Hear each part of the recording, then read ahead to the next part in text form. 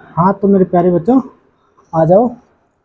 आज हम पढ़ते हैं आपकी क्लास 12 का पॉलिटी का एक टॉपिक, राष्ट्र निर्माण की चुनौतियां। और आज से स्टार्ट कर रहे हैं, ठीक है। राष्ट्र निर्माण की चुनौतियां, ये पहला टॉपिक है आपकी जो स्वतंत्र भारत की राजनीति वाली जो बुक है उसका पहला टॉपिक है, राष्ट्र निर्माण की चुनौतियां। इससे पहले हमने समकालीन विश्व राजनीति वाली जो बुक है उसका पहला टॉपिक शीत युद्ध का दौर हमने पूरा कंप्लीट कर दिया है। 10-11 क्लासेज हैं, जो 20-20, 25-25, 30 मिनट की जो क्लासें हैं। आप चैनल पे जाके एक एक क्लास को ले सकते हैं, वहाँ से आप अच्छे तरीके से नोट्स बना सकते हैं। पूरा डिटेल से पढ़ाया, उसी तरीके से डिटेल से हम ये टॉपिक पढ़ेंगे आज से। और आज से पहला क्लास है इसकी, और आप पढ़ेंगे टॉपिक का नाम है राष्ट्र निर्माण की चुनौतियाँ, ठीक है। यहाँ पर राष्ट्र का मतलब क्या होता है सब जानते हो, देश होता है। निर्माण का मतलब क्या होता है, बनाना, ठीक है। चुनौतियों का मतलब क्या होता है, चुनौतियाँ या समस्याएं। यानी कि राष्ट्र निर्माण में समस्याएं या चुनौतियां, यानी देश के निर्माण में चुनौतियां या समस्याएं क्या आई थी। इन सभी चुनौतियों या समस्याओं को हम विस्तार पूर्वक यहाँ पर अध्ययन करेंगे इस टॉपिक में। राष्ट्र निर्माण की चुनौतियों का इस टॉपिक में क्या उल्लेख किया गया है, कि अगर विस्तार से मैं समझाना चाहूँ आपको, या संक्षेप में समझाना चाहूँ आपको, तो संक्षेप में इस टॉपिक में ये पढ़ेंगे हमें कि भारत को जब आज़ादी मिली 1947 में, तो आज़ादी में कौन कौन सी समस्याएं आई। आज़ाद होने के बाद भारत को विभाजन की जो समस्या थी उसका सामना करना पड़ा, और भारत है ना, पाकिस्तान और भारत दो देशों में बट गया, वो भी धर्म के आधार पर, ठीक है।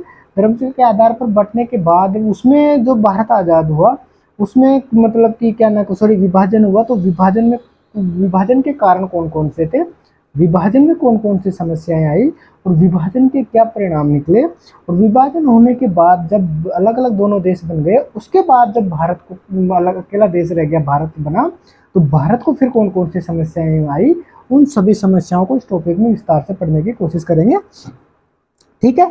और इसमें पढ़ाऊंगा कैसे, मैं सबसे पहले हेडिंग डालूंगा, वही मेरा पढ़ाने का वही तरीका है कि सबसे पहले हेडिंग डालेगी, फिर उसके बारे में विस्तृत में लिखवाऊंगा, फिर उससे विस्तृत में समझाऊंगा भी, ठीक है। तो आपको भी इसी तरीके से पेन कॉपी लेके साथ में बैठना है, साथ के साथ नोट्स बनाना, वरना फिर कोई पढ़ने का मजा नहीं आएगा, ठीक है। तो राष्ट्र निर्माण की चुनौतियों में अब मैं सारी चीज़ों को यहीं पे डिटेल से पूरा विस्तृत नहीं बताऊंगा। अब हम क्या करते हैं, हेडिंग डाल के धीरे धीरे चीज़ों को सॉर्ट आउट करते हुए आगे बढ़ते हैं, ठीक है। तो सबसे पहले आप लोगों को क्या करना है, इस टॉपिक से संबंधित जो पहली हेडिंग आपको डालनी है वो डालनी है भारत की आज़ादी, सॉरी, भारत की आज़ादी, ठीक है। भारत की आज़ादी, भारत की आज़ादी, तो हेडिंग आपकी हो जाएगी भारत की आज़ादी। अब इसमें हम 2-4 पॉइंट प्रमुख रूप से पढ़ेंगे भारत की आज़ादी में। तो सबसे पहला पॉइंट आप क्या लिखेंगे, सबसे पहला पॉइंट आप लिखेंगे कि भारत आज़ाद हुआ अंग्रेजों से कब आज़ाद हुआ, 200 वर्षों के बाद अंग्रेजों ने हमारे देश पर शासन किया, उसके बाद हमें 1947 में आज़ादी मिली। तो पहला पॉइंट आप लिखोगे लगभग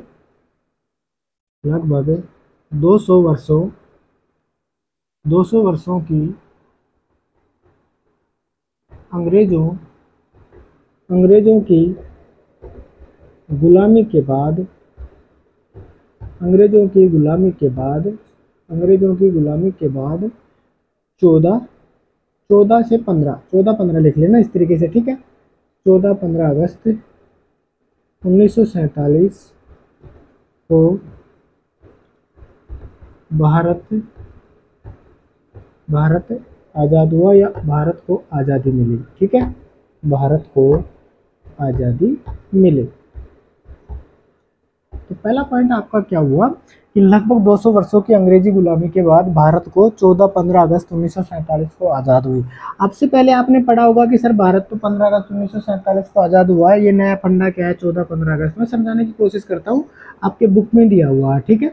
ये इस तरीके से है कि जैसे मान लो कि 14 तारीख, जैसे आपकी इधर है 14 तारीख, इधर आपकी है 15 तारीख, ठीक है। तो 15 तारीख और 14 तारीख के बीच पे रात के 12 बजते हैं। तो रात के 12 बजे से पहले का टाइम होता है 14 तारीख में शामिल, रात के 12 बजे का बाद का टाइम जो भी होगा वो 15 तारीख में। अगर रात के 12 बजे से 1 घंटे का पहला लिया जाए, नहीं 11 बजे से तक का, 12 बजे तक का और 12 बजे से 1 बजे तक का, तो ये जो टाइम है तो ये कौन से समय में शामिल होगा, दोनों में शामिल हो जाएगा, यानी 14-15 तारीख में, ठीक है। तो इस तरीके से 14-15 तारीख को भारत आज़ाद हुआ था, आपको समझ में आ गया होगा। तो इसी तरीके से आपको याद रखना है 14-15 अगस्त 1947 को भारत को क्या मिली, आज़ादी मिली, ठीक है। दूसरा पॉइंट आप लिखोगे लेकिन भारत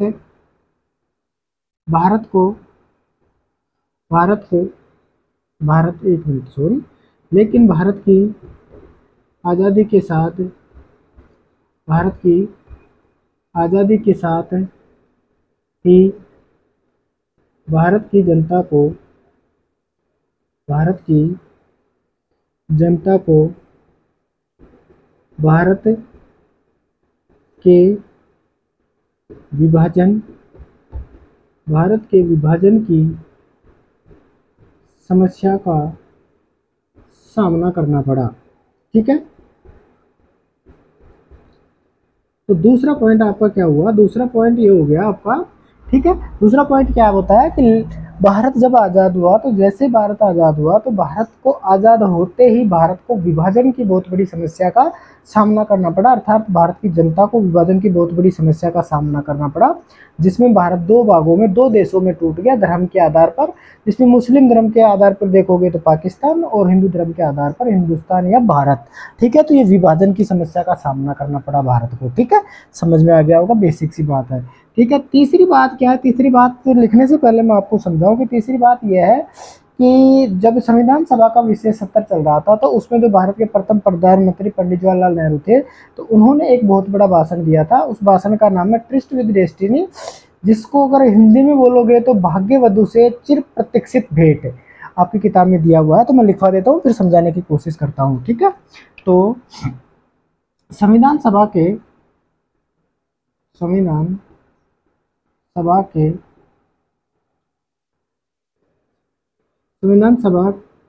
लिखो, संविधान सभा के विशेष सत्र में पंडित जवाहरलाल नेहरू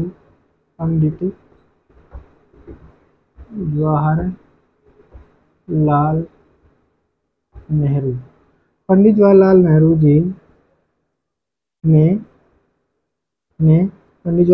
जी ने एक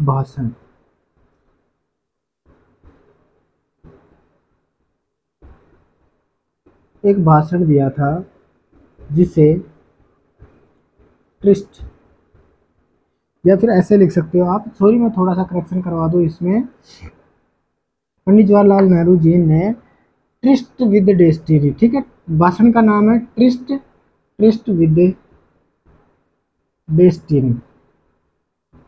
ठीक है, ये इस बार की जो बोर्ड परीक्षा थी उसमें पूछा गया था कि पंडित जवाहरलाल नेहरू जी द्वारा जो भाषण दिया गया था उस भाषण का क्या नाम था। ठीक है, अगर इसका हिंदी में अर्थ देखोगे, इंग्लिश में अर्थ है इसका ट्रिस्ट विद डेस्टिनी। क्या नाम है, ट्रिस्ट विद डेस्टिनी। हिंदी में इसका अर्थ देखोगे तो आपकी किताब के अनुसार भाग्यवधु से चिर प्रतीक्षित भेंट। ठीक है, इसका हिंदी में अर्थ दिया हुआ है भाग्यवधु से चिर प्रतीक्षित भेंट, ट्रिस्ट विद डेस्टिनी नाम से एक भाषण दिया था। ठीक है, भाषण दिया था। ठीक है, ट्रिस्ट विद डेस्टिनी नाम से एक भाषण दिया था मध्य रात्रि को। कब दिया गया था ये भाषण, मध्य रात्रि, पोस्टर में लिख लेना मध्य रात्रि को। ठीक है, जिसे भारतीय इतिहास में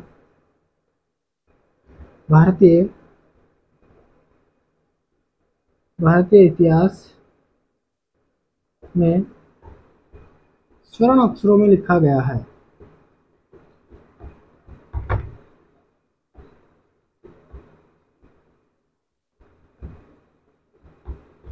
ठीक है, अब मैं समझाने की कोशिश करता हूँ कि भारत सबसे पहले तो 200 वर्षों की अंग्रेजी गुलामी के बाद 14-15 अगस्त की मध्य रात्रि को भारत 1947 में भारत को आज़ाद हो गया, यानी आज़ादी मिल गई। लेकिन भारत की आज़ादी के साथ ही भारत की जनता को या भारत को विभाजन की बहुत बड़ी समस्या का सामना करना पड़ा, जिसमें भारत देश दो भागों में बट गया, दो देशों में बट गया, जिसमें एक पाकिस्तान एक भारत। ठीक है, अब उसी टाइम पे संविधान सभा के एक विशेष सत्र में जो पंडित जवाहरलाल नेहरू जी थे, उन्होंने एक भाषण दिया था, जिस भाषण का नाम था tourist with destiny. Tourist with destiny अगर हिंदी में पढ़ोगे तो भाग्यवधु से चिर प्रतीक्षित भेंट है। इसका पूरा अर्थ मैं समझाने की कोशिश करता हूँ। एक मिनट, इसमें मैंने लिखा नहीं, यहाँ पे भाग्यवधु। ठीक है, भाग्य का मतलब क्या होता है, भाग्य से, भाग्य की जो वधु थी उससे चिर यानी बहुत लंबे समय बाद, प्रतीक्षित यानी प्रतीक्षा कराने के बाद भेंट हुई, यानी भारत को 200 साल के बाद जो आज़ादी मिली उसके बारे में ये भाषण था। ट्रिस्ट विद डेस्टिनी यानी भाग्यवधु से चिर प्रतीक्षित भेंट, बहुत लंबे समय बाद भारत को आज़ादी मिली, इससे संबंधित नाम से एक भाषण दिया था और वो भी दिया था मध्य रात्रि को। इस भाषण को जो भारत का इतिहास है उसमें स्वर्ण अक्षरों में लिखा गया है। ठीक है, तो ये भारत की जो पंडित जवाहरलाल नेहरू जी थे उन्होंने जो भाषण दिया था वो नाम आपको याद होना चाहिए, ट्रिस्ट विद डेस्टिनी। इस बार के बोर्ड परीक्षा में पूछा गया था ये क्वेश्चन। ठीक है, इस तरीके से आपकी ये पहली हेडिंग में मैंने 2-3 पॉइंट आपको लिखवाया, ये आपको याद होनी चाहिए। ठीक है, अब हम आगे बढ़ते हैं। ठीक है, मैं मिटा देता हूं। अब अगली हेडिंग में आपको लिखना है, अगली हेडिंग आपको क्या लिखनी है? अगली हेडिंग लिखनी है आजादी, आजादी की लड़ाई के समय, लड़ाई के समय, आजादी की लड़ाई के समय दो प्रमुख बातों पर सहमति बनी थी, दो प्रमुख बातों पर सहमति बनी थी। ठीक है,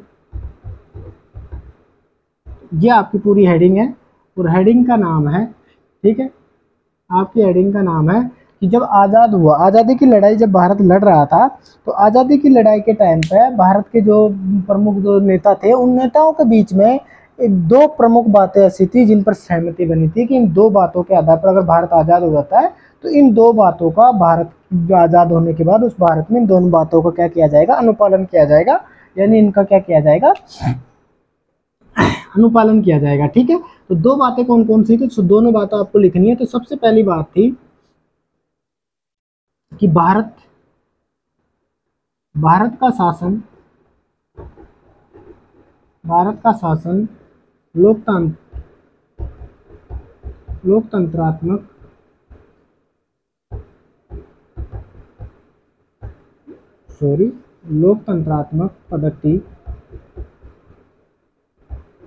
पद्धति से संचालित होगा।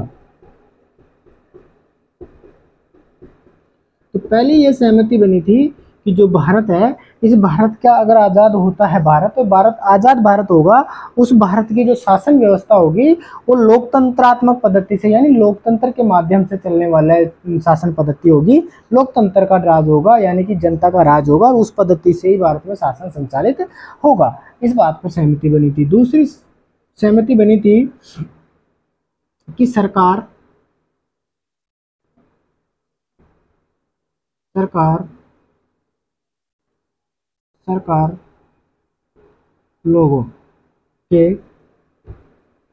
लोगों के कल्याण के लिए काम करेगी। तो छोटी छोटी बातें, इन दो बातों पर सहमति बनी थी, तो दोनों बातें आपको याद होनी चाहिए। तो पहली बात थी कि भारत का अगर आज़ाद हो जाता है भारत, तो भारत आज़ाद होने के बाद जो भारत का शासन होगा वो इस पद्धति से संचालित होगा और उस पद्धति का नाम था लोकतंत्रात्मक पद्धति, यानी लोकतंत्र भारत में लोकतंत्र की स्थापना होगी। दूसरी है कि अगर सरकार जो बनेगी भारत में, उस सरकार का ये प्रमुख दायित्व होगा कि जो भारतवासी हैं उन लोगों का कल्याण करे। ठीक है, तो सरकार जो भी बनेगी वो लोगों को कल्याण के लिए काम करेगी। तो इन दो बातों पर सहमति बनी थी। ठीक है, दोनों बातें मैंने लिखवा दी, आपको याद होनी चाहिए। ठीक है, अब अगली हेडिंग आपको डाल लेनी है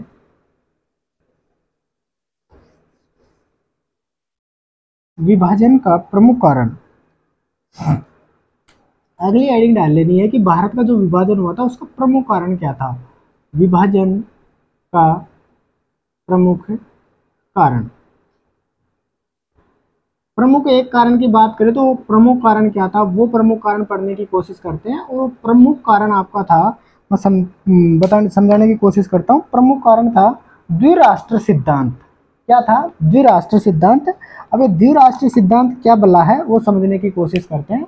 तो आप हेडिंग डाल लेना द्विराष्ट्र सिद्धांत, द्विराष्ट्र सिद्धांत। ठीक है, मैं पहले लिखवा देता हूँ, फिर मैं आपको डिटेल से समझा दूंगा इसमें जो भी चीजें लिखनी है। तो सबसे पहला पॉइंट लिखेंगे इसमें, द्विराष्ट्र सिद्धांत में पहला पॉइंट आपको लिखना है, इसकी स्थापना, ऐसे लिखो, द्विराष्ट्र सिद्धांत मुस्लिम लीग। ठीक है, पहले लिख लो फिर मैं समझा दूंगा। मुस्लिम लीग द्वारा दिया गया।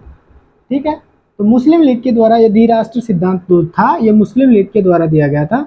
दूसरे की बात करें तो द्विराष्ट्र सिद्धांत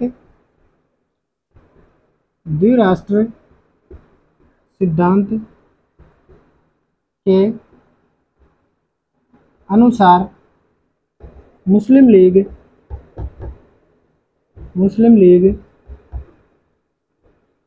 लीग ने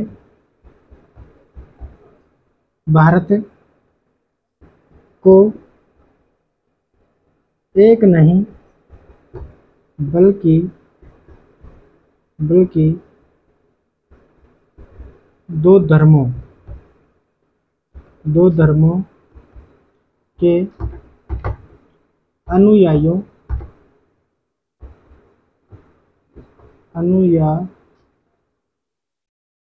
या फिर दो धर्मों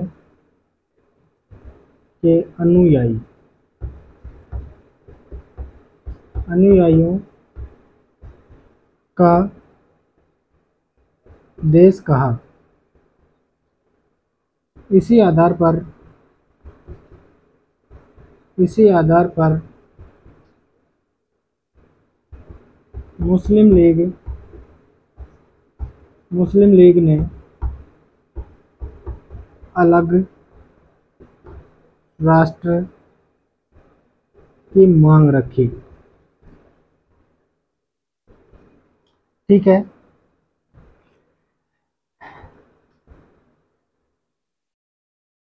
मुस्लिम लीग के अनुसार मुस्लिम लीग ने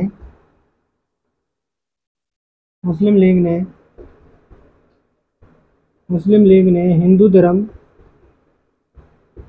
धर्म के आधार पर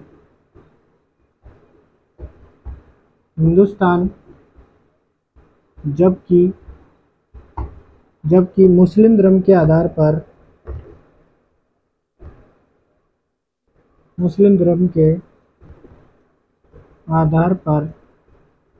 पाकिस्तान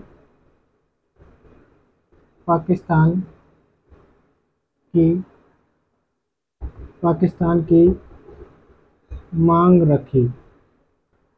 इस धर्म के आधार पर हिंदुस्तान, जबकि मुस्लिम धर्म के आधार पर पाकिस्तान की मांग रखी। इसे ही द्विराष्ट्र सिद्धांत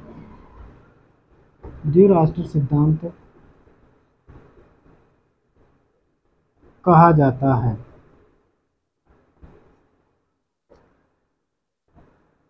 इसके आधार पर ही इस सिद्धांत के आधार पर ही भारत का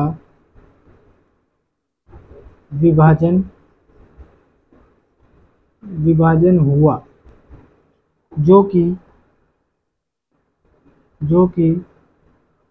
धर्म पर आधारित था। ठीक है, एक बार मैं देख लेता हूँ दिखाई भी दे रहा है कि नहीं दे रहा आपको। जो कि धर्म पर दिखाई दे रहा है, जो कि धर्म पर आधारित था।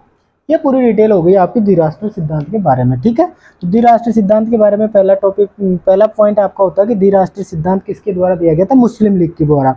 अब ये मुस्लिम लीग क्या बला है? मुस्लिम लीग क्या है कि मुस्लिम जो राजनेता थे, बड़े बड़े नेता थे, उनके द्वारा बनाया गया एक संगठन या संघ था मुस्लिम लीग, जिसके प्रमुख नेतृत्वकर्ता की बात करें तो मोहम्मद अली जिन्ना थे। और उन मुस्लिम नेताओं के जो संगठन या संघ था, जिसे मुस्लिम लीग कहते हैं, उसने ये द्विराष्ट्र सिद्धांत दिया था। और उन्होंने ये बताया कि भारत एक धर्म का देश नहीं है, भारत दो धर्मों का देश है, जबकि बाकी सभी धर्मों को भूल गए और दो धर्मों का देश बताया, जिसमें प्रमुख रूप से जो बहुतायत में पाए जाते हैं, जिसमें हिंदू धर्म के लोग और दूसरे मुस्लिम धर्म के लोग बहुतायत में पाए जाने वाले। और उस आधार पर इस जो मुस्लिम लीग थी, इसने द्विराष्ट्र सिद्धांत दिया और इसके आधार पर ही भारत के विभाजन की मांग रखी कि हिंदू धर्म के आधार पर विभाजन और धर्म के आधार पर हिंदू धर्म के लिए तो हिंदुस्तान बनाया जाए हिंदू धर्म वाले लोगों के लिए, और मुस्लिम धर्म वाले लोगों के लिए पाकिस्तान बनाया जाए। इस तरीके से भारत के द्विराष्ट्र बनाने के सिद्धांत के आधार पर भारत को विभाजन का विभाजन की मांग रखी, और दो राष्ट्रों में जिसमें खुद के लिए पाकिस्तान की और हिंदुओं के लिए भारत की मांग रखी या हिंदुस्तान की मांग रखी। और ये जो इस तरीके से दो धर्मों के आधार पर जब भारत को दो भागों में बांटने की जो नींव थी, इसी सिद्धांत को किस नाम से जाना जाता है? द्विराष्ट्र सिद्धांत के नाम से जाना जाता है। और इस सिद्धांत के आधार पर ही भारत का विभाजन हुआ था और भारत दो भागों में बट गया था, ठीक है ना। जो कि ये विभाजन था किस पर आधारित था? धर्म पर आधारित था, ठीक है। ये पूरी डिटेल है, अच्छे तरीके से उतार लेना, और समझाने वाली बात जो थी मैंने समझा दी है, ठीक है। इस तरीके से आपका हो गया विभाजन, द्विराष्ट्र सिद्धांत आपका होता है कंप्लीट, ठीक है।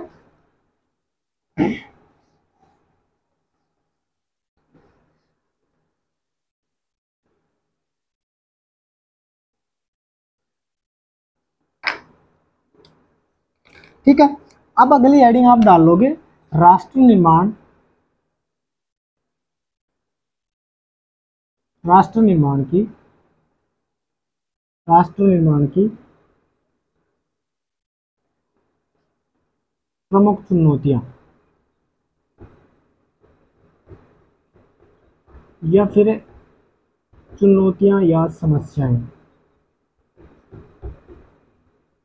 ठीक है। या फिर आज़ादी के बाद, ऐसे भी डाल लो।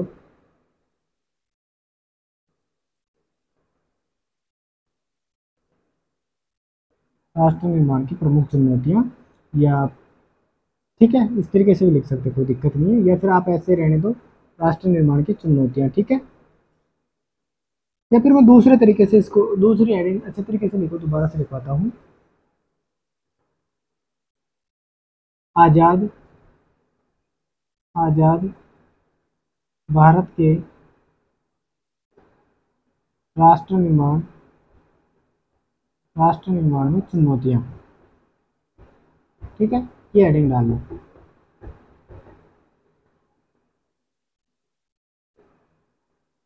चुनौतियां या समस्याएं, अब आपकी किताब के अनुसार मैं आपको पढ़ाऊं तो प्रमुख रूप से 3 चुनौतियां दे रखी है। उन 3 चुनौतियों को हम विस्तार पूर्वक से पढ़ने की कोशिश करेंगे। तो पहले मैं तीनों चुनौतियों को लिखा देता हूं, फिर मैं एक एक करके डिटेल से समझाने की कोशिश करूंगा। तो सबसे पहली चुनौती थी, दूसरी चुनौती और तीसरी चुनौती। तो पहली आपकी चुनौती थी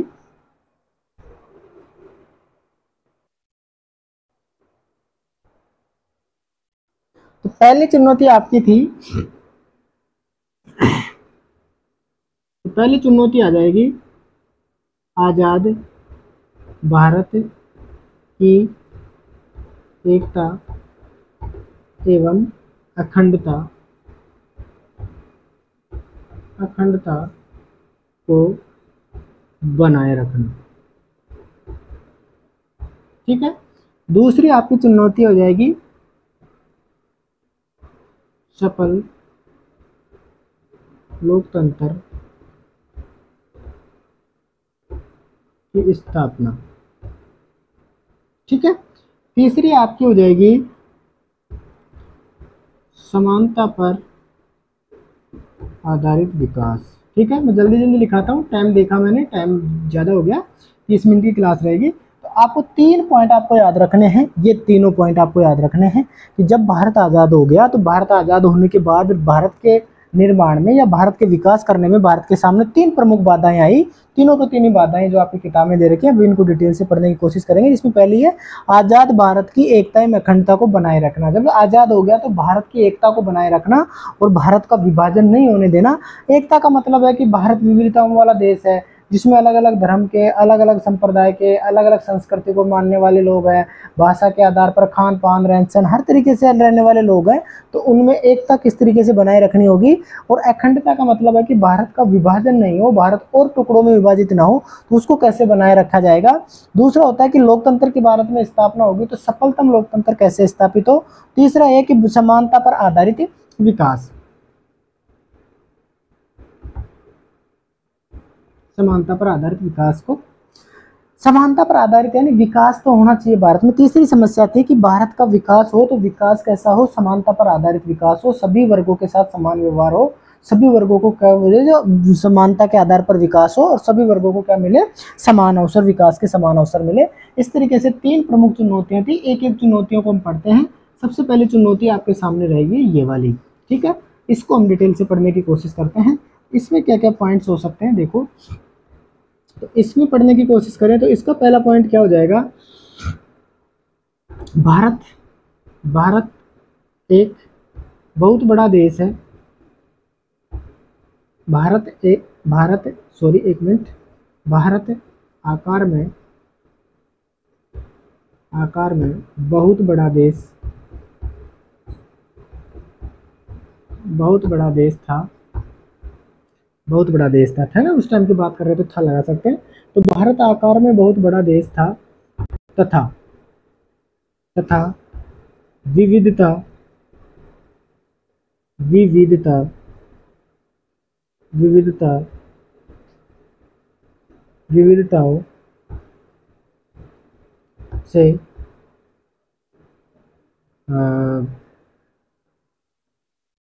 तथा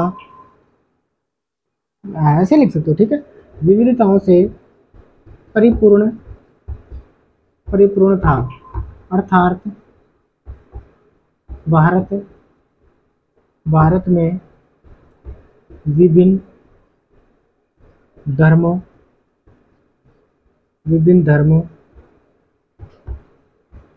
भाषा, विभिन्न धर्मों भाषा, संस्कृति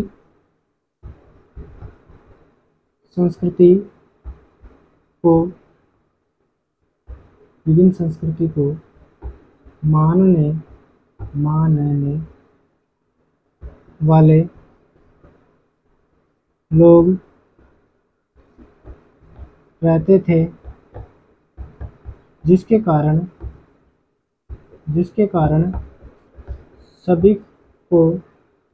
सभी को एकता के सूत्र में बांधे रखना एक बहुत बड़ी समस्या थी, बहुत बड़ी समस्या थी, ठीक है। तो भारत आकार में बहुत बड़ा देश है, समझ में आ गई, क्षेत्रफल में बहुत बड़ा देश है और विविधताओं से परिपूर्ण है। विविधताओं का मतलब क्या होता है कि भारत में विविधताओं वाला देश है, बहुत सारी विविधताएं पाई जाती हैं, अलग अलग धर्म को मानने वाले लोग, अलग अलग संप्रदायों को मानने वाले लोग, अलग अलग संस्कृति को फॉलो करने वाले लोग, अलग अलग तरह के खान पान को, रहन सहन को, इन सारी संस्कृति को अपनाने वाले लोग रहते हैं। तो क्या इन लोगों को एकता के सूत्र में या एकता के उस बंधन में बांधा रखना एक बहुत बड़ी समस्या है, ठीक है, ये बहुत बड़ी समस्या थी। तो ये थी सारी चीजें, पहले पॉइंट में जो चीजें थी मैंने लिखवा दी। दूसरा पॉइंट पर लिखते हैं हम। दूसरा पॉइंट आपका क्या था, और दूसरा पॉइंट था सफल लोकतंत्र की स्थापना।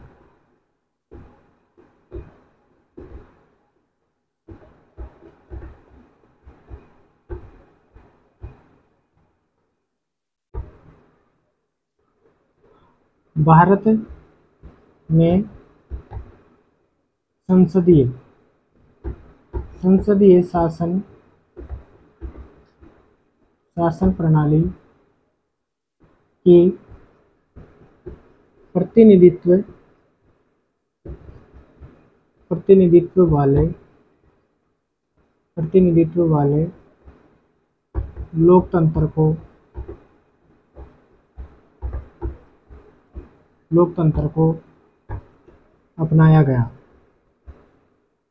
को अपनाया गया, जिसे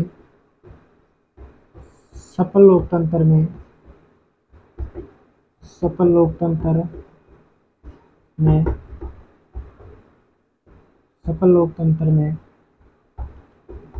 स्थापित करना एक बड़ी चुनौती थी, ठीक है। तो यानी भारत में संसदीय शासन प्रणाली व्यवस्था को अपनाया गया है और उसमें प्रतिनिधित्व वाले लोकतंत्र को अपनाया गया है, ठीक है। प्रतिनिधित्व का मतलब क्या होता है, प्रतिनिधित्व का लोग मतलब है कि हम चुनाव में प्रत्यक्ष रूप से चुनकर भेजते हैं, वो हमारे प्रतिनिधि होते हैं, नेता होते हैं, वो क्या करते हैं, वो उनको हम चुन के भेजते हैं। तो ऐसे लोकतंत्र को क्या अपनाया गया भारत में, और इस लोकतंत्र को सफल बनाने के लिए भारत के सामने इसको सफल बनाए, ये भी बहुत बड़ी चुनौती थी, ठीक है। दूसरी क्या लिख सकते हो इसमें, दूसरा पॉइंट लिख सकते हो, भारतीय संविधान में इसी हेतु भारतीय संविधान में सफल लोकतंत्र हेतु सफल लोकतंत्र